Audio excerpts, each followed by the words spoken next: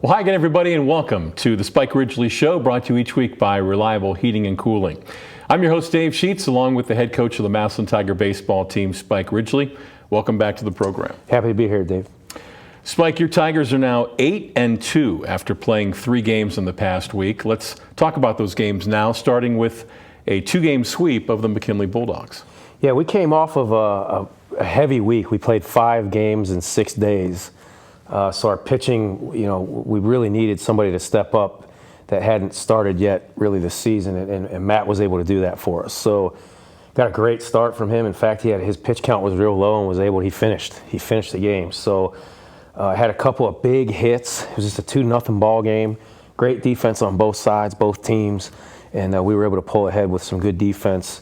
And like I said, he pitched really well for us. And then the next day, we put Christian on the mound, and another low pitch count complete game from Christian as well.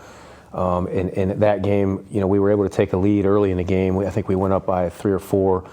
They answered back, scored a few runs. They actually got one in the 7th too, and it made things pretty tight. We ended up winning that game 5-3.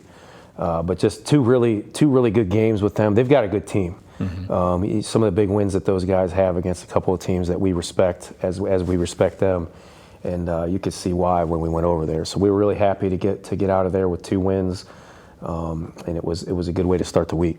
How about some of the renovations at Thurman Munson Stadium? Yeah, it's beautiful. It's beautiful. Last year when we went, the turf was all finished. And they were really still working on all the surrounding pieces, whether it was fencing or paint and that sort of things. We went out there this year, and the fencing was all done.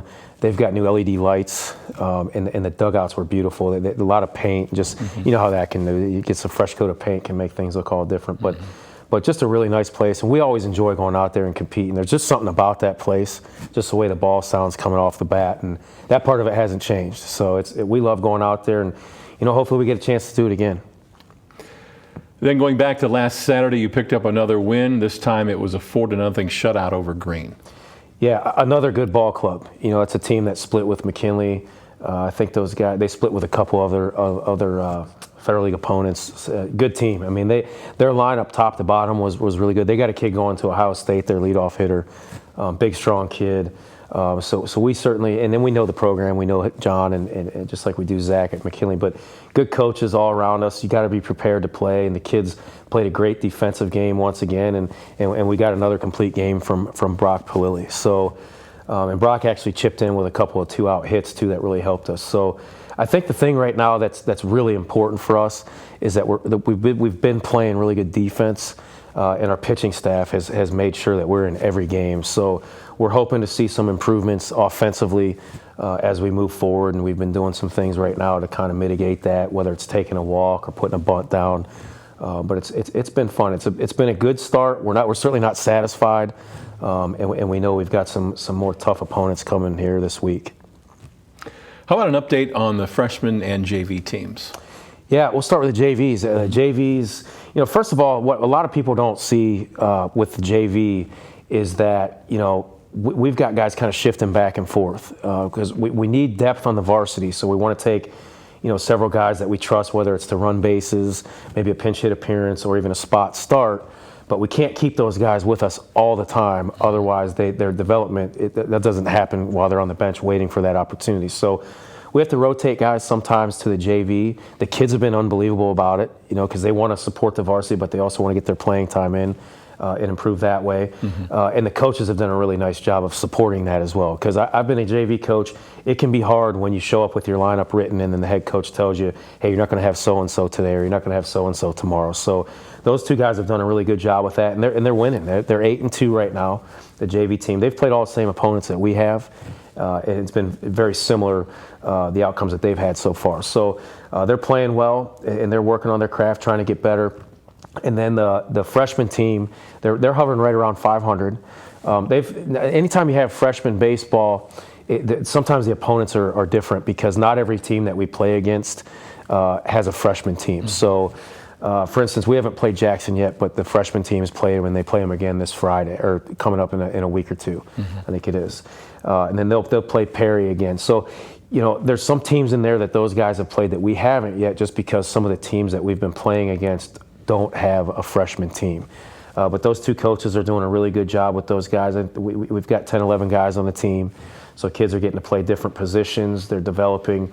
And really that's what that level is all about. So really grateful to have the coaches that I have, whether it's Coach Pryor, Coach Reese, Coach Todich, Coach Sabo. They just do a nice job with the kids, and then the kids have really rallied around, what that job entails for them at that level to get better, to be ready for varsity one day.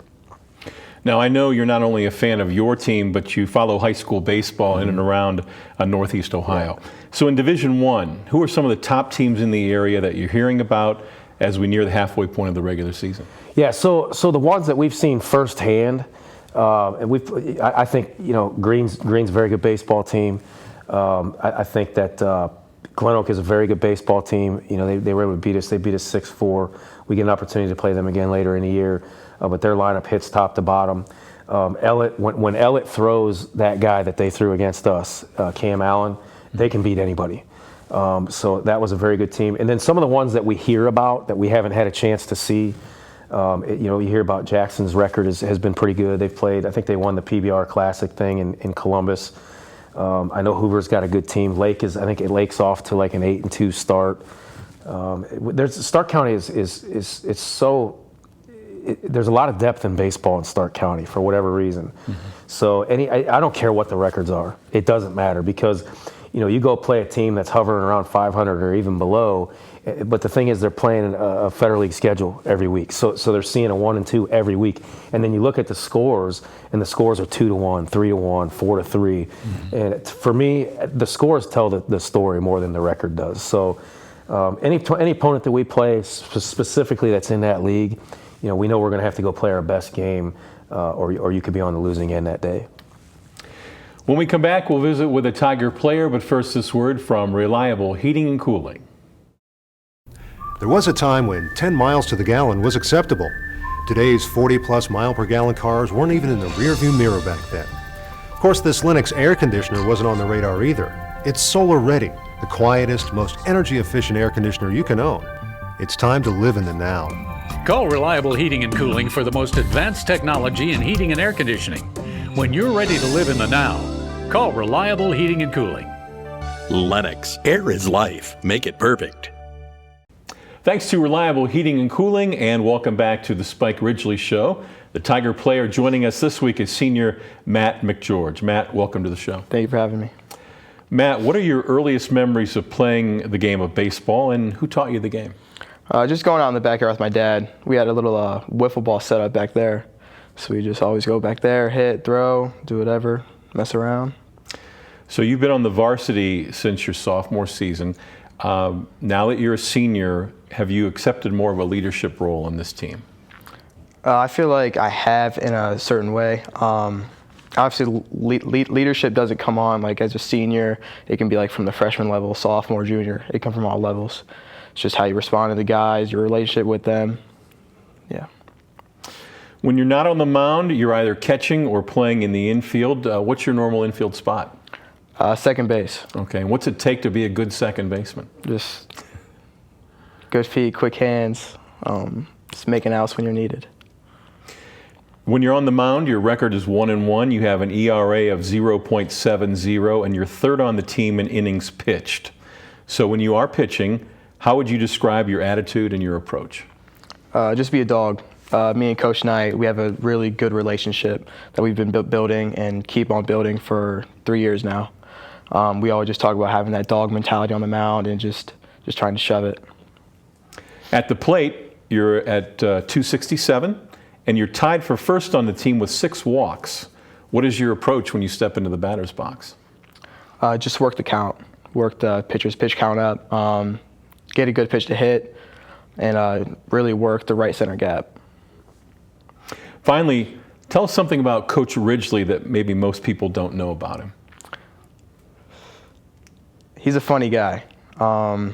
Once you get to know him and build your relationship, he'll have you laughing all the time. So that's one thing that people might not know. Okay, thanks for your time, and good luck the rest of the season. Thank you. Coach Ridgley will rejoin us on the program after this timeout.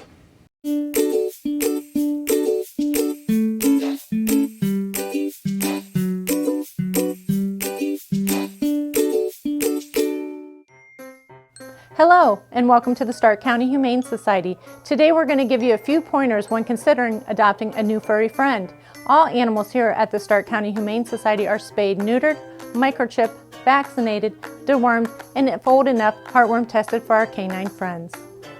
Adopters will receive a free exam within 2 weeks of adoption at local veterinarian hospitals. We encourage all adopters to take full advantage of this. A one-time adoption fee is required for your new furry friend. When you adopt, you get an awesome adoption packet that includes treats for your new fur baby and savings for you. But this is not where the cost of adoption stops. Did you know the average cost of an animal like a new puppy or kitten can cost up to $500 annually? This includes annual veterinarian visits, preventative care, and everyday supplies like crate, litter, food, toys. But I hope this doesn't scare you away. Adopting an animal is a huge responsibility and a commitment. Please take the time to consider the cost of adopting a new pet into your family today. I hope to see you soon at the Stark County Humane Society. Please visit our website or visit us on social media for more information.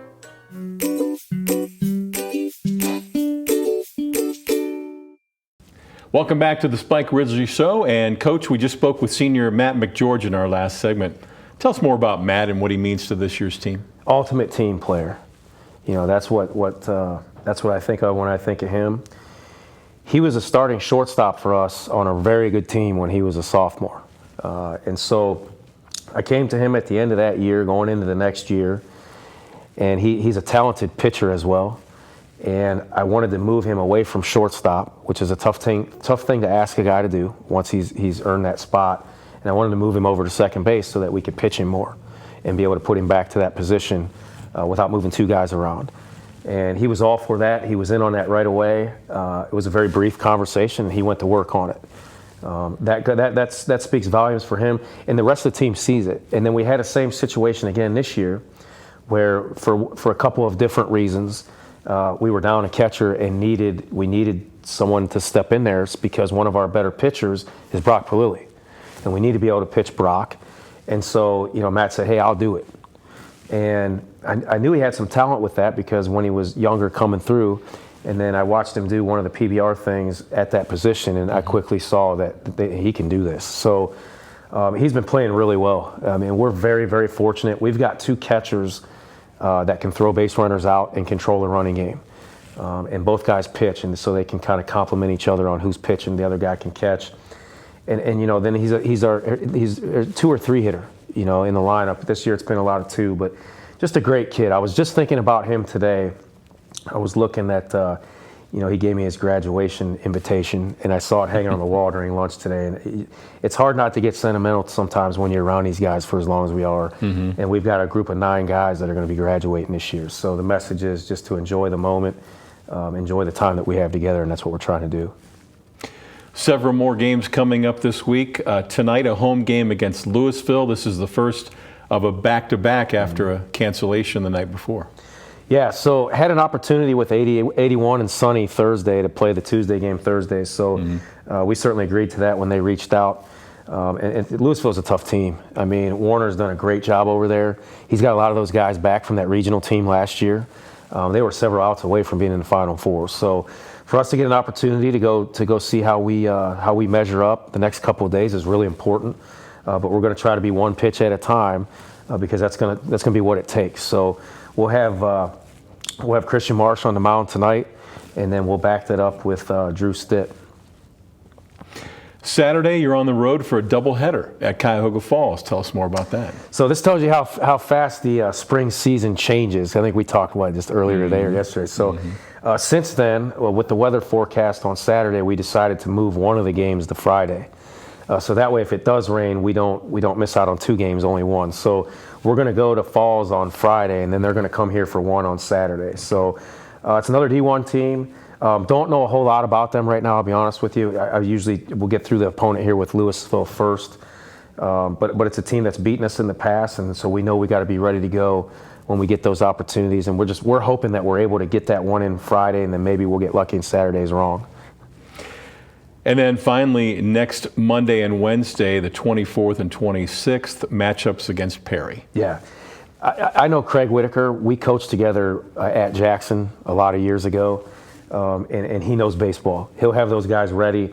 And that team right there is a team that has been in like every game they've been in, and they have played probably one of the most toughest schedules around. So we certainly respect them, and we know we're going to need to be at our best during those games, and they'll be highly competitive games, and we're really looking forward to it.